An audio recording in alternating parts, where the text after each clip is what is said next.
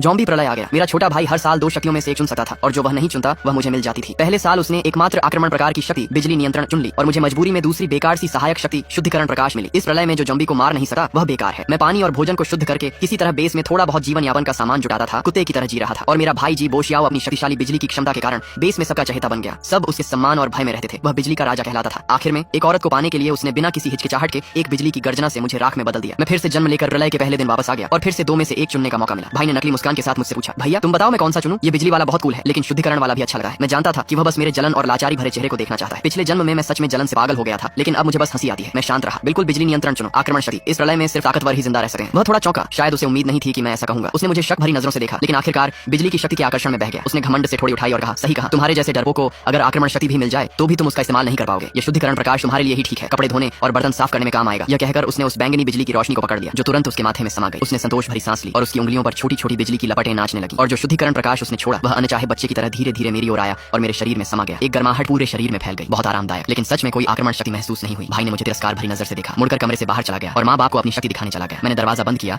और धीरे से एक लंबी सांस छोड़ी। उसे नहीं पता था कि शुद्धिकरण प्रकाश बाद में किसी भी आक्रमण शक्ति से ज्यादा कीमती साबित होगा। ये सिर्फ पानी और भोजन को शुद्ध नहीं कर सका बल्कि जॉम्बी वायरस को भी साफ कर सकता है। एक ऐसी शक्ति जो संक्रमण को खत्म कर सकती है। इस प्रलय में इसका मतलब क्या है? इसका मतलब है सर्वोच्च शक्ति और अधिकार। और मेरे भाई ने खुद अपने हाथों से यह अपार शक्ति मेरे सामने लाकर रख दी। खिड़की के बाहर आसमान तेजी से अंधेरा होने लगा। हवा में सड़ांत की मीठी बदबू फैलने लगी। सड़क पर चीखें और अराजकता की आवाजें गूंजने लगी। दरवाजा जोर जोर से पीटा जाने लगा। पापा बाहर से चिल्ला रहे थे। मैंने कोई ध्यान नहीं दिया बल्कि कमरे में सबसे भारी चीज से दरवाजे को कसकर बंद कर दिया। बाहर की गालियां और चीखें और भी साफ सुनाई देने लगी। बीच बीच में भाई की झुंझलाहट भरी आवाज भी थी। जल्द ही बाहर की आवाजें गायब हो गई। मुझे पता था वे चले गए जैसे पिछले जन्म में, बिना किसी हिचकिचाहट के मुझे छोड़कर। मैं दरवाजे से टिक गया। गलियारे से आती चीखों को सुनते हुए दिल में ठंडापन छा गया। अंधेरे में मैंने अपना दाहिना हाथ उठाया और मेरी हथेली में एक नरम सफेद रोशनी चमक उठी। यही शुद्धिकरण प्रकाश था। मैंने अपने बैग से थोड़ी गंदी हो चुकी पानी की बोतल निकाली और उस पर यह रोशनी डाली। कुछ ही सेकंड में पानी की सारी गंदगी गायब हो गई और वह बिल्कुल साफ हो गया। मैंने बोतल खोलकर एक घूंट पिया। स्वाद मीठा और ताजा था, प्रलय से पहले के सबसे अच्छे पानी से भी बेहतर। फिर मैंने एक एक्सपायर होने वाला ब्रेड निकाला और उसे भी शुद्ध किया। सूखी रोटी फिर से नरम हो गई और ताजी खुशबू देने लगी। यही मेरी शुरुआत की सबसे बड़ी ताकत थी। इस दुनिया में जहाँ खाना और पानी सोने से भी ज्यादा कीमती है, मुझे कभी भूखा नहीं रहना पड़ेगा। अगले 7 दिनों तक मैं कमरे में ही रहा। बाहर की दुनिया पूरी तरह नरक बन चुकी थी और मेरा कमरा ही एकमात्र सुरक्षित जगह था। मैंने फ्रिज में सड़ने वाले खाने को एक एक करके शुद्ध किया जो मुझे 1 महीने तक चल सकता था। 8वें दिन बाहर की चीखें धीरे धीरे कम हो गई। मुझे पता था कि पहला अराजक द्वार खत्म हो गया है। बचे हुए लोग अब अपने अपने ठिकाने बना रहे।